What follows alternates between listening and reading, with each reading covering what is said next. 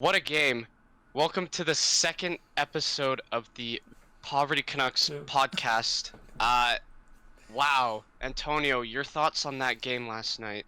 Boeser is him. I don't know. That was crazy. Everybody had a good game, basically. So, what a game. I was not expecting that at all. Yeah. Right out of the gate, you could tell the Canucks came to play. You could put this in the video, but that Pettersson hit on Cody Ceci initially, that was crazy. Yeah. But I haven't seen Pettersson do that ever. Yeah, I don't know. I guess Talkett's been teaching some hitting stuff or something. Cooking. That definitely set the tone. And then, yeah, that early Garland goal was quite crazy. He had the little control, held it backhand. I don't even know, man. Garland might be back. I don't know. And Maybe. we didn't even play with a good lineup. Our defense here. Let me pull it up. Oh yeah, we were down a forward the entire game. Exactly. Yeah. Well, I mean, same with Oilers, but Okay. They should not have been that bad. Yeah. What the heck? That was horrible from them. Even Joshua scored. Anybody started scoring at the end. We'll get to that in a sec, but let me just find the lineup here. Obviously Quinn Hughes had a great game. He had 3 assists. Hronek had 2 assists. That was something. I was not expecting that. But yeah, our defense for that night was Hronek, Hughes, Ian Cole, Hirose, Myers, and Juleson. That is, yeah. I didn't really see Ian Cole out there, if I'm gonna be honest. Yeah. I mean, that's not a bad thing, though. If he's playing solid defensively, then I'm happy. We don't need everybody to be a point getter on this team. So I'm not too mad. And to be honest, I didn't see a whole lot wrong with Noah Juleson. He did get that first assist, to be fair. So he did something. Tyler Myers was okay. He had, honestly, the whole defense was okay. We had some good plays. I remember Hronek laid down to, block a Connor McDavid shot or something. We had Hirose back checking. The whole defense was working. I think, unless I'm wrong, I think there was only 2 people or the 2 forwards that didn't get a point last night. Yeah. Nope, just 1 forward. Oh. Or no, two. Sorry, Beauvillier and Boeser. Yeah, I was looking at that too. That was crazy. Yeah. I mean, Boeser, I don't think he touched the pitch, but we won the game, so I don't really care, to be honest. Yeah, I'm not gonna critique too much. It's just that, I mean, to be fair, that third line, I think it was Suter, Beauvillier, and I don't know, Lafferty or Joshua, whoever was playing then. Yeah. It didn't really cook that well until final goal where Lafferty and Joshua scored. I thought Lafferty was good. I think the whole bottom 6 was rotating because there was a player missing, so they just kept changing it. And now it's just today, Studnicka is going to be on our team, so we'll be able to have him playing. So that'll be that'll be someone to rotate in. I guess Bluger's out for a bit then. I don't know what's happening. So. Yeah, I mean, I didn't mind our center depth. I didn't really notice any flaws with it. Pettersson and Miller had great games. Yeah. Yeah. One player that I was surprised played so well was Phil DiGiuseppe. I mean, my top 6 forward did not expect him to be that good. So. Yeah. I thought Lafferty was no one's really talked about him, or Hronek. They both had really good games, I think. Lafferty and Hronek. I didn't notice a whole lot of wrong with Hronek. I mean, Hronek is solid. He was solid for Detroit. It's just at the time, I think people were angry that, we traded probably our best player in Bo Horvat for basically an injured defenseman. But I think coming off that injury, Hronek's been pretty good. And we did need a right-handed defenseman to play with Quinn Hughes. And I think they played well. Obviously, 5 points combined for those 2, Hughes and Hronek. So, yeah. I think Kuzmenko had a quiet night, though. Yeah, I was thinking that. He got a point, but I don't know. He had 1 assist. I think it was a power play assist. Our power play was pretty good, 3 for 6. I think that 6th power play, we were just kind of trying things out, seeing what could work. Yeah, we had Joshua on the power play. At the end. Yeah. I mean, Joshua also that's another thing setting the tone. Joshua had that big fight with Oh, Darren. yeah, Darren I is a think, bum. yeah, I don't understand how he even plays in the NHL, man. It's because he's Like, big, and who else is going to play the Oilers' number 6 D-man? They got nobody. yeah. I mean, they got Philip Broberg. Yeah, that brother should not be at the NHL level anymore. Like, just let him go now. Anyway, we're not an Oilers podcast, so I'll let them stick to harking their own players. Yeah. I mean, oh, well, okay, we can talk about the flu. Like, you could pull this up on the video, but, like, Thatcher Demko, like, what the heck? He played with the flu, threw up in his mask, had to be taken out because of that, but Brope was playing sick and performed that well. He had a 955, which is ridiculous. Saw the Oilers defense and puked, bro. I wouldn't blame him.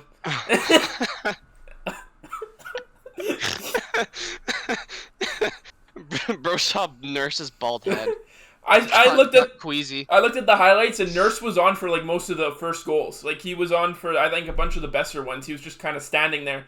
When Petey passed it over Nurse's stick, he like tried to grab it midair and it went over his stick, and he just stood there. Like I don't know what he was doing. Oh man, I want to find the plus minus for the Oilers. I want to see who was on, but yeah, that was just an overall good game, I must say. And like, yeah, both teams were playing 11-6, but the Oilers, like, Draisaitl and McDavid got shut down. Yeah. So cooked.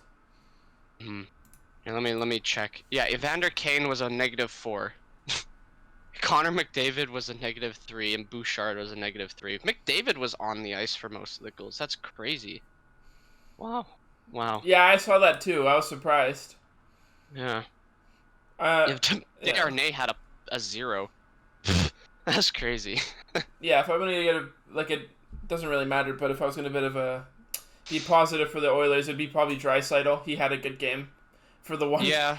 Out of anybody, if you really, I gotta give them some credit. I think Draisaitl was trying his best. McDavid had some plays too, but I think we can get to this later. But his attitude, I don't know what's up with him. He needs to really I know he's like the best player in the NHL, but really immature when he's just yapping and he doesn't know the situation. So we could talk about that later, but I don't know what's up with him. Yeah, like that. Well, the post-game reaction from McDavid. I haven't seen any of the other Oilers, or any of the Canucks post-game reactions, but the post-game reaction from McDavid was questionable. Kind of just classless, getting salty. Yeah. Losing 8-1, and I would be too. I'd be pretty mad if my team lost 8-1 opening night. Yeah, but like he shouldn't be doing these accusations, thinking we weren't trying when we had all these.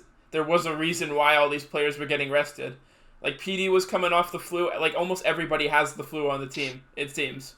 So, I don't know. Mm-hmm. I just think he couldn't have said it. He could have been like, it wasn't our night or something, but instead he went on the Canucks and was, like, upset about that. So, I don't know. It was a bit random.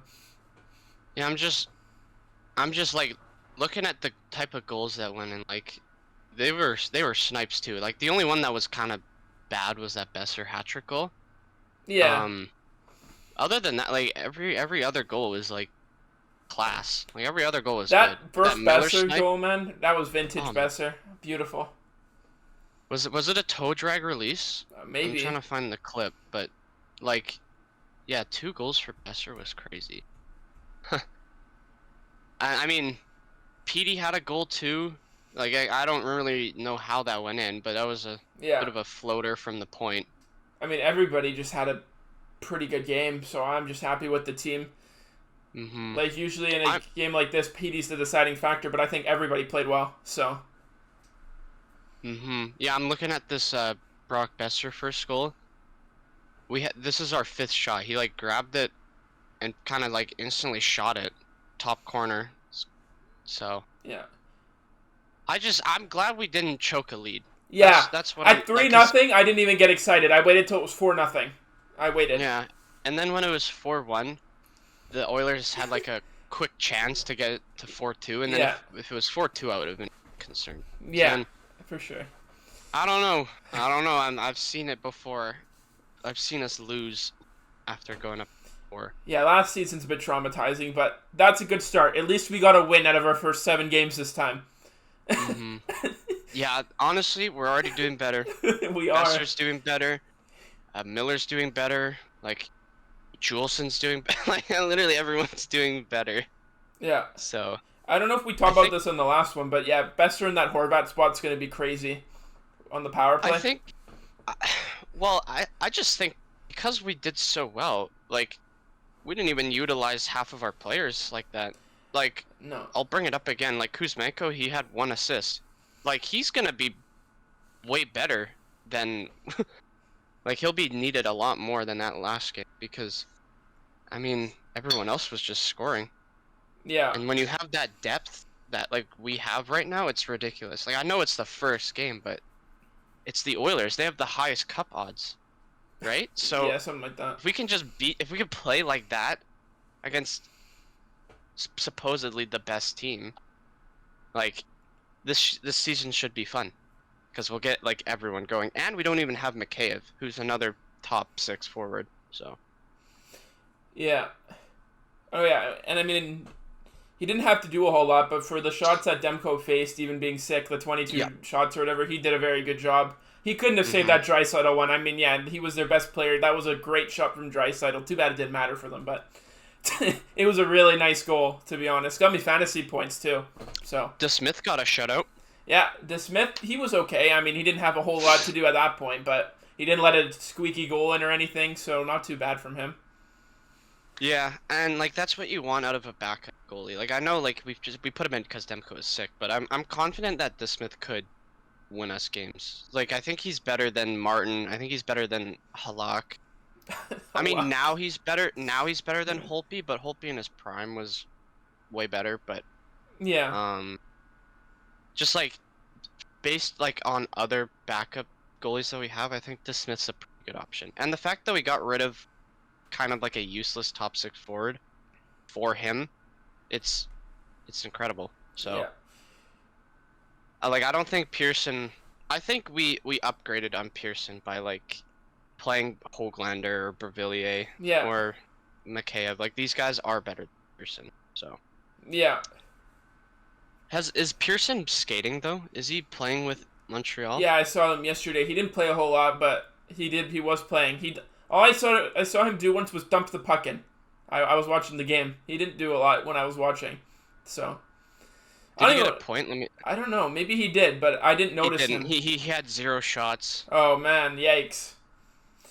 I don't want to be too mean. I mean, he was a good guy here for a few years, but it was time to move on.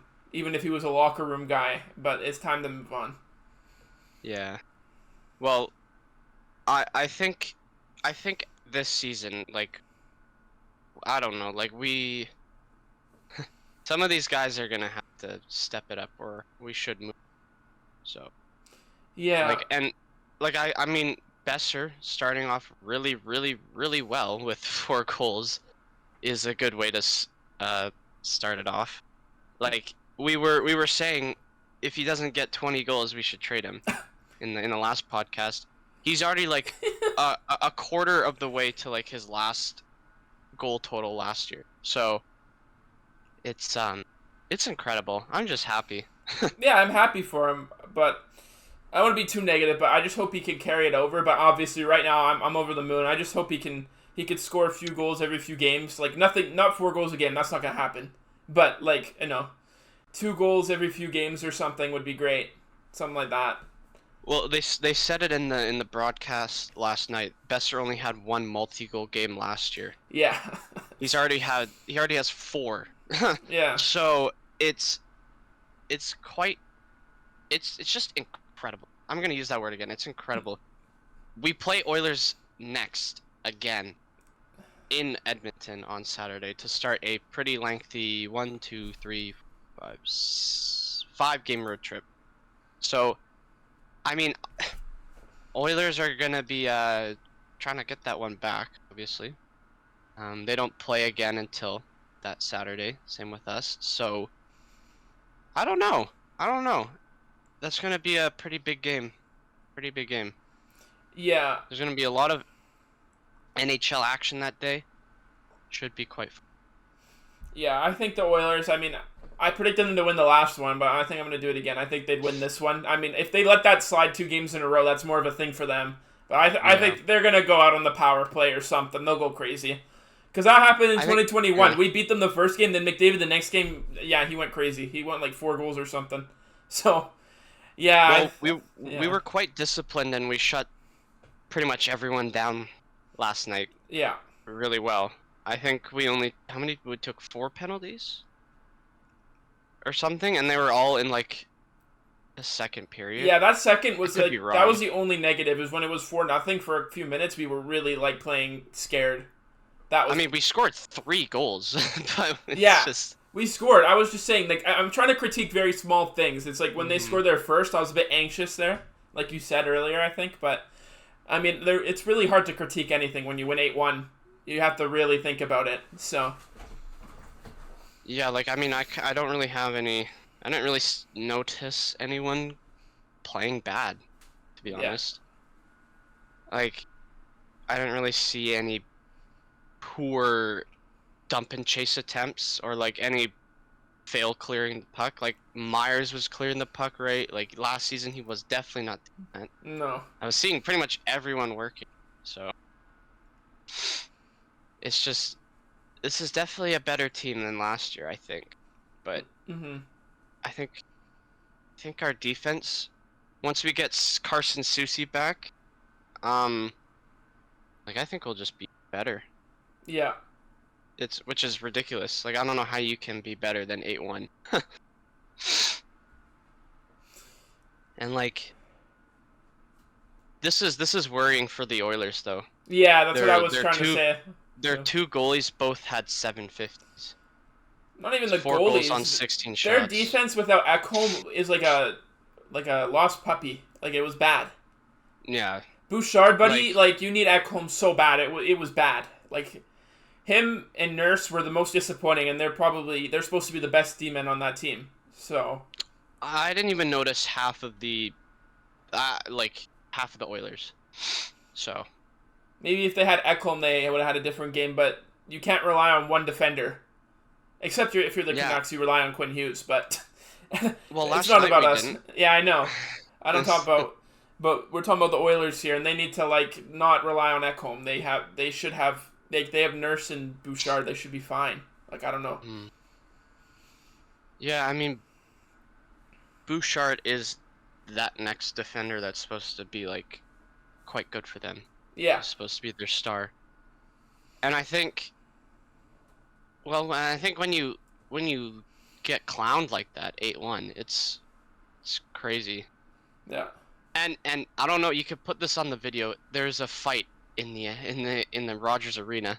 Yeah, I saw that. The Oilers fans and Canucks fans did a little scrap.